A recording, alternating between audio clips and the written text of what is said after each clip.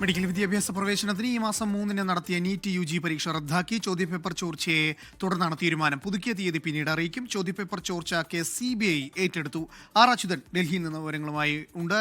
അച്യുതൻ, ഏറ്റവും പ്രധാനം ഈ ചോദ്യപേപ്പർ ചോർച്ചയിൽ വലിയ പ്രതിഷേധങ്ങൾ ഇപ്പോൾ രാജ്യത്തെമ്പാടും നടക്കുകയാണ്. കേസ് CBI ഏറ്റെടുത്തു എന്നുള്ള വിവരം വരുന്നുണ്ട്.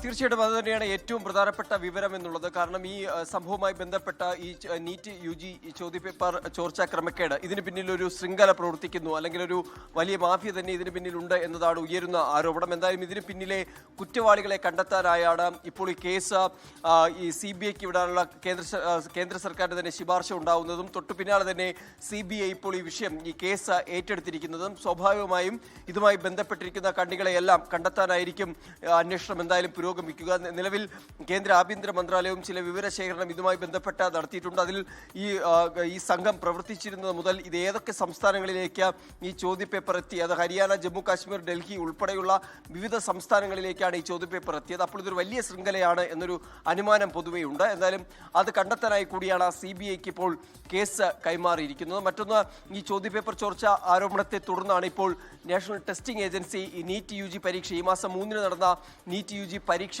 റദ്ദാക്കിയിരിക്കുന്നത്. എന്തായാലും പുതിയ തീയതി അത് അറിയിക്കുമെന്നാണ് NTA അറിയിച്ചിരിക്കുന്നത്. ഒപ്പം തന്നെ ഈ റദ്ദാക്കിയ പരീക്ഷാ ഫീസ് വിദ്യാർത്ഥികൾക്ക് തിരികെ നൽകും.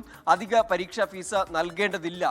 മാത്രമല്ല, നേരത്തെയുള്ള രജിസ്ട്രേഷനിൽ തന്നെയായിരിക്കും നിലവിലെ പുതുക്കിയ തീയതിയിൽ പരീക്ഷ നടക്കുക തുടങ്ങിയ കാര്യങ്ങളാണ് NTA അറിയിച്ചിരിക്കുന്നത്. വിദ്യാർത്ഥികൾക്കുണ്ടായ ആ ഒരു പ്രയാസം അത് ഒരു രീതിയിലും അല്ലെങ്കിൽ അത് നമുക്ക് ന്യായീകരിക്കാനായി കഴിയില്ല. ഏതാണ്ട് 24 ലക്ഷത്തോളം പരീക്ഷാർത്ഥികൾ ഈ പരീക്ഷയുടെ ഭാഗമായിരുന്നു. തൊട്ടു പിന്നാലെയാണ് ഈ രാജസ്ഥാനിൽ ഇത്തരമൊരു ക്രമക്കേട് ആരോപണം ഉയരുന്നത്. രാജസ്ഥാൻ പോലീസിന്റെ പ്രത്യേക വിഭാഗം അന്വേഷണം ആരംഭിക്കുന്നത്. അതിൽ നിരവധി കണ്ടെത്തലുകൾ ഇതിനോടകം തന്നെ ഉണ്ടായി. ഒരു മാതൃകാ ചോദ്യപേപ്പർ ഈ മാസം 1 വ്യാപകമായി സിക്കറിലടക്കം പ്രചരിച്ചു. ഒടുവിൽ അത് 20,000 മുതൽ 2 ലക്ഷം രൂപയ്ക്കായിരുന്നു ആ ചോദ്യപേപ്പറുകൾ വിറ്റത്. ആ ചോദ്യപേപ്പറിലെ ചോദ്യങ്ങൾ യഥാർത്ഥ പരീക്ഷാ ചോദ്യപേപ്പറിലെ ചോദ്യപേപ്പർ എങ്ങനെ ചോർന്നു എന്നത് ഇനിയിപ്പോൾ CBI അന്വേഷിക്കും. CBI കേസ് ഏറ്റെടുത്തിരിക്കുകയാണ് എന്നതാണ് ഏറ്റവും പ്രധാനപ്പെട്ട കാര്യം.